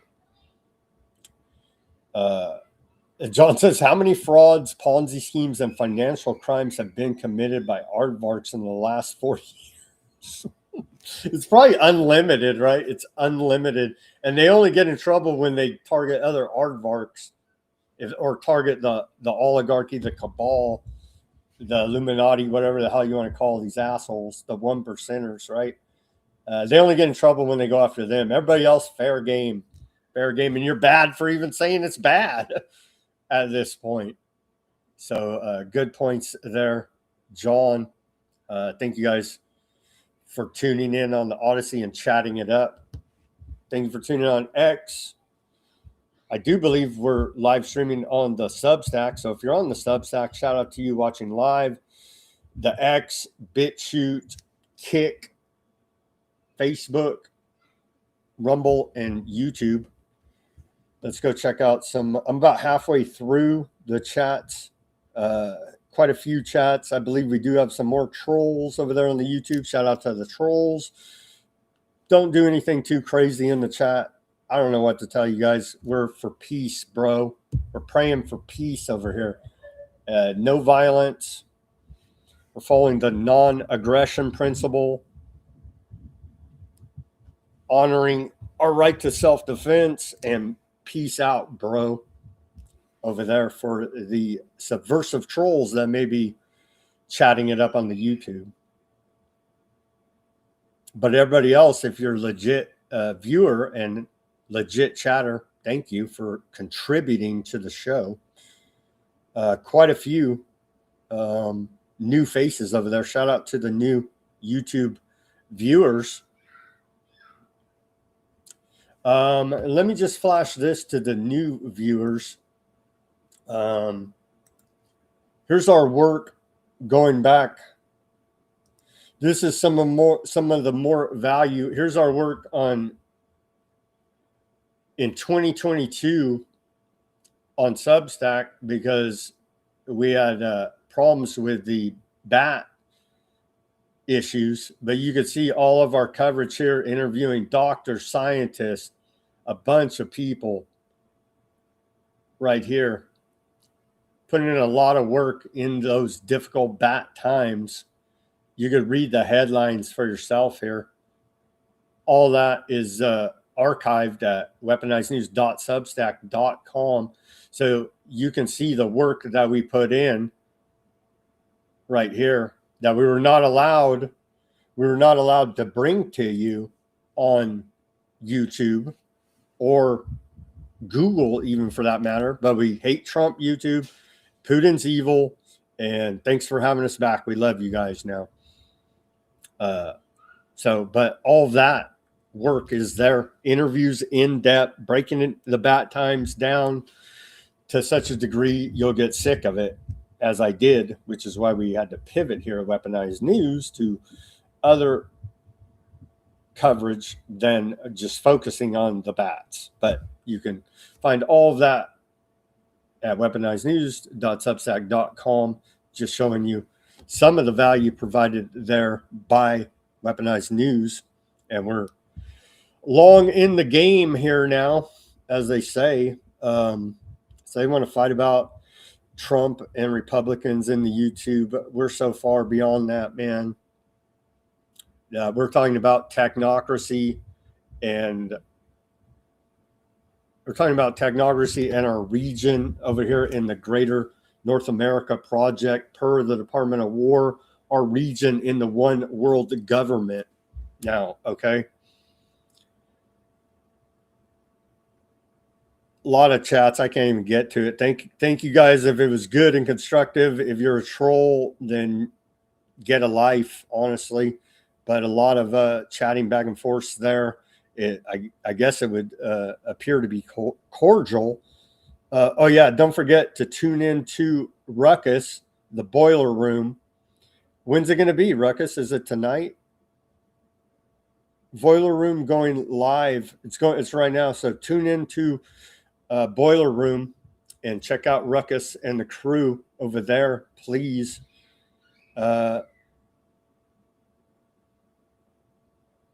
Why U.S. has been wagged by Aardvark land. Yeah, well, yeah. Wag the Aardvark tail is where we're at in all of this insanity. Shout out to Denver on the Rumble. Shout out to all the Rumble. We had a whole lot of YouTube banter. And so I can't even really see the hardcore Rumble Weaponized News viewers chats. Anyhow, everybody that tuned in, thank you guys. Thank you guys a lot for keeping all these chats lively. Please keep it cordial there. Cannot watch. They call it Psyche. Like they're telling us UFOs are from the Department of War. JPL, NASA is launching Psyche mission. They're telling you. They're telling you, bro. All right. Let's pray for peace. As always, everybody do your own research. Peace, love, and freedom. Speak out and take action. Have a great rest of your Friday evening and weekend. If it kicks off really hot in Iran, I may have to do a special report. And over the weekend, I'm going to take a look at the national security counterterrorism strategy that was released this week by the White House and try to get together a report about that for next week for you guys. And remember, on Monday, tune in because the Cheney Project will be joining us. We'll be doubled up with Cheney. Have a great